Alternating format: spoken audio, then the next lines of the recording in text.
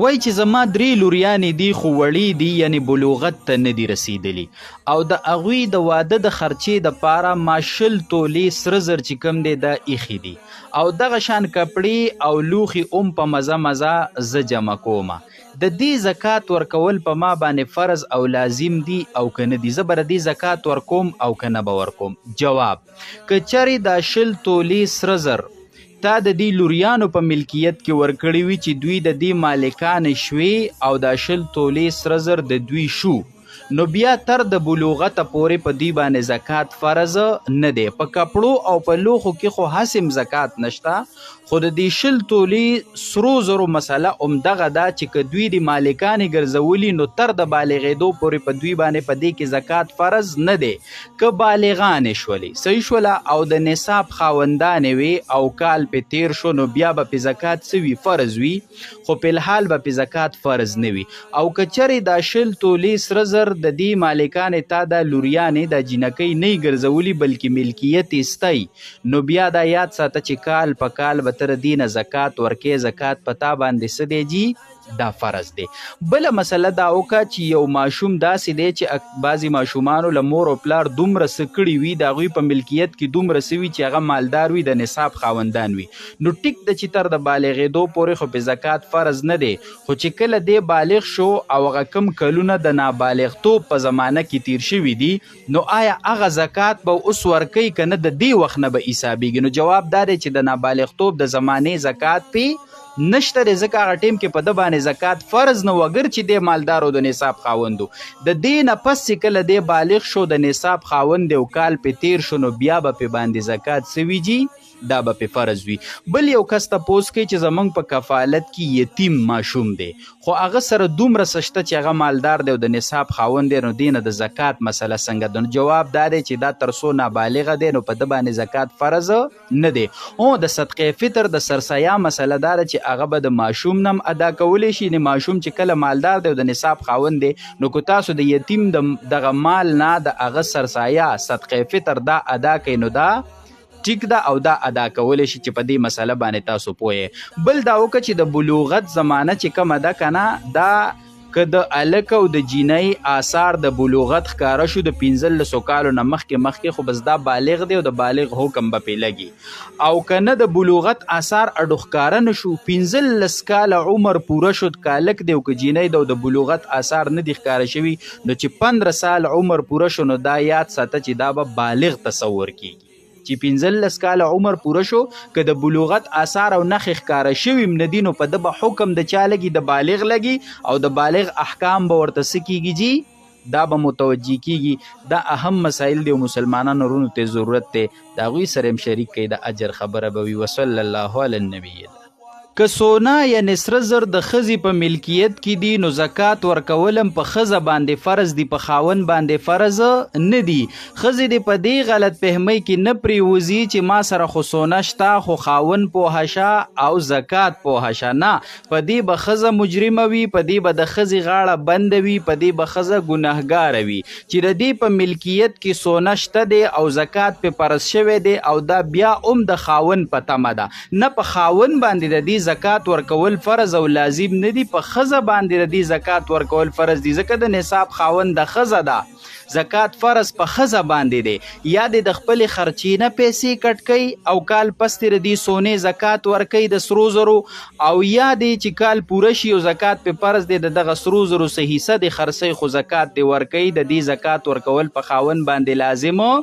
نه دي چې په دې مسله باندې ته پوهیږئ که خاوند داسې کوي چې د ښځې په وینا باندې د خپلو پیسو نه د ښځې د طرفه د هغې د سونې زکات ورکوي نو زکات کیږي یعنی که خاوند د خپل مال نه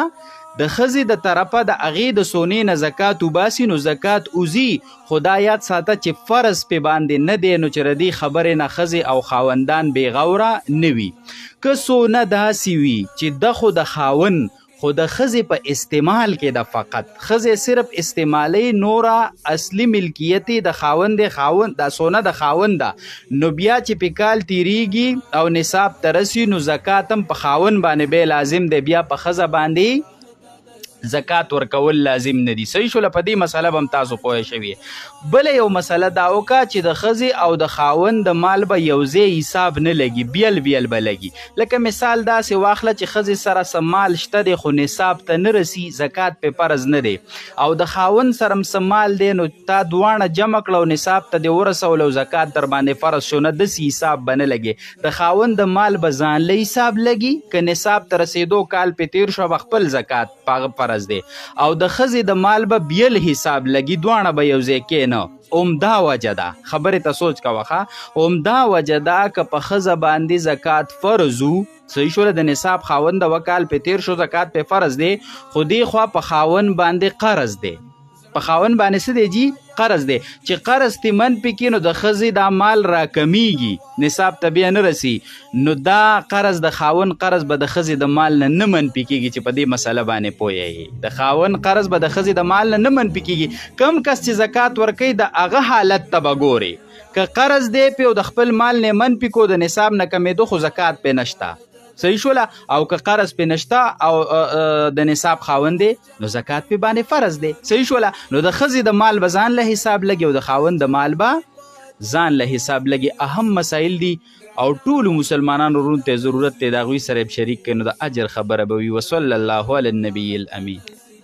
وای چې په وړه قاعده باندې ناست وم او په غلطۍ کې د عبدهو و رسوله نه واوړېدم او درود شریف مې شروع کړو، نو آیا په ما باندې سجده سهوه لازم شو که لازم نه شوه؟ او څومره مقدار درود شریف چې بنده ووایي نو سجده سهوه پې لازمیږي؟ جواب: کله چې ته په وړه قاعده باندې ناست یې او په غلطۍ کې د عبدهو و رسوله نه واوړې او درود شریف شروع کړې، نو دومره مقدار درود شریف چې تا وویو چې اللهم صل علی محمدین، د نبی علیه السلام د نوم مبارک دی ادا کو، دومره مقدار دی ویو یا د دې نه سیوا، نو پتا باندې سجده سهوه لازم شو، په آخر کې بس کې سجده سهوه بکې. او که دغه عمره مقدار دی نه دی ویلی اللهم صل علی او د نبی علیه السلام د نوم مبارک یا شروع کې یا د لا نه دی ادا کړی او د ریاض شو فوري پاسېدلې دریم رکات ته، نو بیا پتا باندې سجده سهوه لازم نه ده.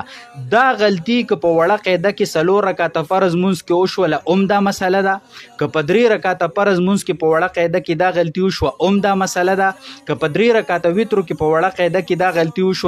دا مسله ده، صحیح شوله. او که په څلور رکعته سنت مؤکد مونځ کې په وړه قاعده کې دا غلطي وشوله نو دا مسله ده. خو چې کله څلور رکعته نفل په یو ځل کې او هلته په وړه قاعده کې دا غلطي وشي نو هلته سجده سهوه نه لازمیږي. هلته که چا درود شریف هم ویو،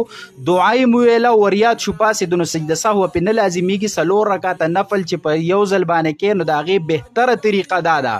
چې په دویم رکعت په وړه قاعده کښېنې نو عبدهو و رسولو نه پس درود شریف مو وایا، دعا مو وایا، اللهم ربنا او سلام مگر زو دریم رکعت ته پاسا او د سبحانك اللهم نه دریم رکعت شروع کو، باقی دو رکعت مو کنو څلور رکعت نفل چې په یو ځل کې نو صرف دغه یو فرق پکې تسکا او پیژنه. دا مسله ختمه شو، په دې به تاسو پوه شئ. بل یو ملګري سوال کوي چې کله امام په رکوع کې دی او زه جمع ته حاضر شوم نو دلته زه په جلدۍ کې چې کله غوږونو ته ګوتې یو سمه نو وایي تاسو وایي چې لاسونه که نم تړئ نو ډایرک رکوع ته ځه، نو وایي دلته قیام پاتې شو. نو قیام لاسونه تړلو ته خو نه وایي، دا په ولاړه چې تا تکبیر تحریمه وکړو که نه، په ولاړه دا لږ ساعت په ولاړه او ډایرک رکوع ته لاړې د امام سره شامل شو نو هغه فرض قیام ادا شو. الله دې وکړي چې په مسله پوه شو. فرض قیام چې کم دی هغه څه شو؟ ادا شو، صحیح شوله. که یو سړي داسې په ټیټه باندې تکبیر تحریمه ویو چې رکوع ته نږدې و، دا یاد ساته بعضې کس د ډېرې جلدۍ نه ملا ټیټه کي او بس په ټیټه ملا باندې دا الله اکبر ووایي تکبیر تحریمه ووایي، نو دا اقتدا بیا ستا بلکل صحیح شوي نه، د مونځ دې صحیح نه شو. خو چې د ولاړې په حالت کې د تکبیر تحریمه وویو نو که موقعي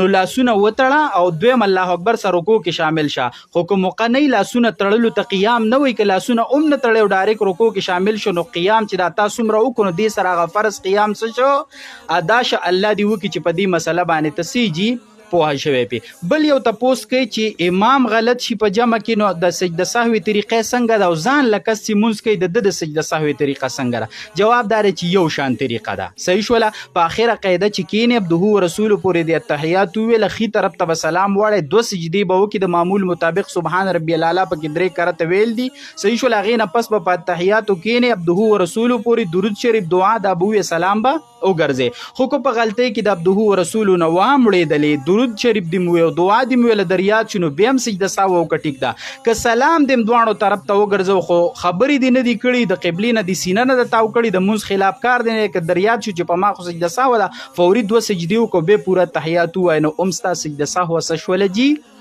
دا ادا شوله. بل تپوس کې چې یو کس نه د سحر د جمع نه مخکې سنت پاتې شي نو جمع پسې جوخ کېږي که نه؟ جواب دار چې حدیث مبارک کې دی نه منه راغلی جمع پسې جوخ هېڅ یو مونځ نه کېږي تر د نور ختلو پورې چې د اشراق ټیم شي بیا یې وکړه او دغه شان مازدیګر نه پس ماښامه پورې هېڅ یو مونځ نه کېږي. حدیثو کې منه راغلی ده